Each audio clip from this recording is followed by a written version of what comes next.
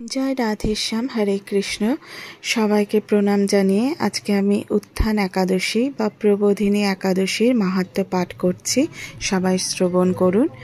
কার্তিক মাসের শুক্লপক্ষের একাদশীর মাহাত্ম্য স্কন্দ পুরাণে ব্রহ্মা নারদ সংবাদে বর্ণিত আছে। মহারাজ যুধিষ্ঠির বললেন, হে পুরুষোত্তম, কার্তিক মাসের শুক্লপক্ষের একাদশীর নাম আমার কাছে কৃপা করে বর্ণনা করুন। শ্রীকৃষ্ণ বললেন, হে রাজন, কার্তিক মাসের শুক্লপক্ষের একাদশী উত্থান বা প্রবোধিনী নামে খ্যাত। প্রজাপতি ব্রহ্মা পূর্বে নারদের কাছে এই একাদশীর মহিমা কীর্তন করেছিলেন। এখন তুমি আমার কাছে সে কথা শ্রবণ করো। দেবর্ষি নারদ প্রজাপতি ব্রহ্মাকে বললেন, হে মাহাত্মা, যে একাদশীতে ভগবান শ্রী গোবিন্দ স্বয়ং থেকে জেগে ওঠেন, সেই প্রবোধিনী বা উত্থান একাদশীর মহিমা আমার কাছে সবিস্তারে কীর্তন করুন। ব্রহ্মা বললেন, হে নারদ, উত্থান একাদশী যথার্থই পাপ নাশিনী, পুণ্যবর্ধিনী ও মুক্তিপ্রদায়িনী। এই একাদশী ব্রত নিষ্ঠার সাথে পালন করলে 1000 অশ্বমেধ যজ্ঞ ও শত শত রাজসূয় যজ্ঞের ফল অনায়াসে লাভ হয়। জগতের দুর্লভ বস্তুর প্রাপ্তির কথা আর কি বলবো। এই একাদশী ভক্তিপরায়ণ ব্যক্তিকে ঐশ্বর্য, প্রজ্ঞা, রাজ্য ও সুখ প্রদান করে। এই ব্রতের প্রভাবে পর্বত প্রমাণ পাপ রাশি বিনষ্ট হয়ে যায়। যারা একাদশীতে রাত্রি জাগরণ করেন তাদের সমস্ত পাপ ভস্মীভূত হয়।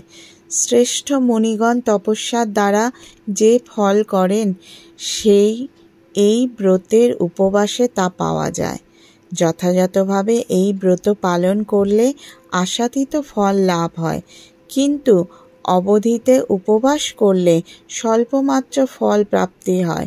যারা এই একাদশী ধ্যান করেন তাদের পূর্বপুরুষেরাও স্বর্গে আনন্দে বাস করেন। এই একাদশী উপবাসের ফলে ব্রহ্মহত্যাজনিত ভয়ঙ্কর নরক যন্ত্রণা থেকেও নিস্তার পেয়ে বৈকুণ্ঠ গতি লাভ হয়।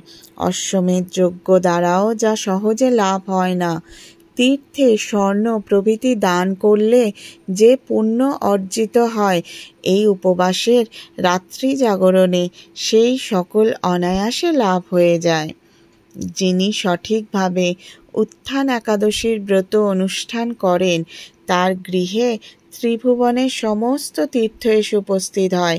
হে নারদ, বিষ্ণুর প্রিয়তমা এই প্রবোধিনী একাদশীর উপবাস করলে সর্বশাস্ত্রের জ্ঞান ও তপস্যায় সিদ্ধি লাভ করে চরমে মুক্তি লাভ হয়।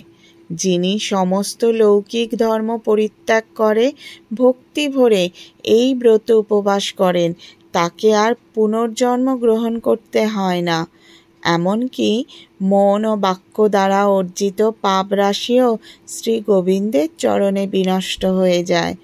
হে বৎস, এই ব্রতে শ্রদ্ধা সহকারে শ্রী জনার্দনের উদ্দেশ্যে স্নান, দান, জপ, কীর্তন ও হোমাদি করলে অক্ষয় ফল লাভ হয়। যারা উপবাসে দিনে শ্রী হরির প্রতি ভক্তিভাবে দিন যাপন করেন তাদের পক্ষে জগতে দুর্লভ বলে আর কিছু নেই।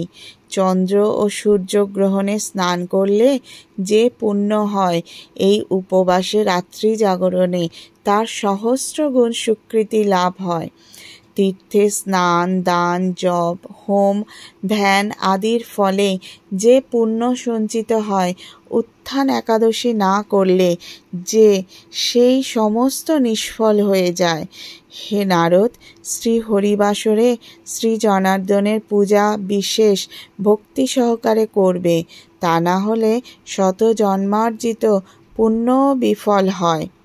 হে বৎস, যিনি কার্তিক মাসে সর্বদা ভাগবত শাস্ত্রাদি অধ্যয়ন করেন তিনি সর্বপাপ মুক্ত হয়ে সমস্ত যজ্ঞের ফল লাভ করেন।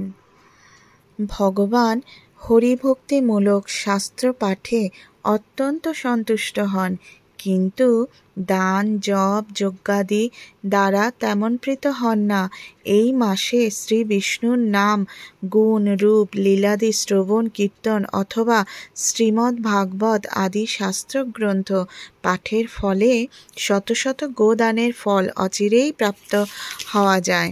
অতএব হে মণিবর, কার্তিক মাসে সমস্ত গৌণধর্ম বর্জন করে শ্রী কেশবের সামনে হরিকথা শ্রবণ কীর্তন করা কর্তব্য। কোনো ব্যক্তি যদি ভক্তি সহকারে এই মাসে ভক্ত সঙ্গে হরিকথা শ্রবণ ও কীর্তন করেন তবে তার শতকুল উদ্ধার প্রাপ্ত হন এবং হাজার হাজার দুগ্ধবতী গাভীদানের ফল অনায়াসে লাভ করেন। এই মাসে পবিত্রভাবে শ্রীকৃষ্ণের রূপ গুণাদি শ্রবণ কীর্তনে দিন যাপন করলে তার আর পুনর্জন্ম হবে না। এই মাসে বহু ফলমূল ফুল অগরু কর্পূর ও চন্দন দিয়ে শ্রীহরির পুজো করা কর্তব্য। সমস্ত তীর্থ ভ্রমণ করলে যে পুণ্য সঞ্চয় হয়, উত্থান একাদশীতে শ্রীকৃষ্ণ পাদ পদ্মে অর্ঘ্য প্রদানে তার কোটিগুণ সুকৃতি অর্জিত হয়। শ্রবণ কীর্তন স্মরণ বন্দনাদি নববিধা ভক্তির সাথে তুলসীর সেবার জন্য যারা বীজ রোপণ করেন, জলসেচন ইত্যাদি করেন, তারা মুক্তি লাভ করে বৈকুণ্ঠবাসী হন।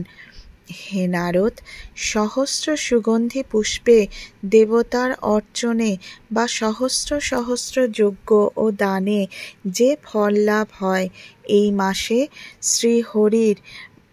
শ্রী হরিবাসরে একটি মাত্র তুলসী পাতা শ্রী ভগবানের চরণ কমলে অর্পণ করলে তার অনন্ত কোটি গুণ ফল লাভ হয়।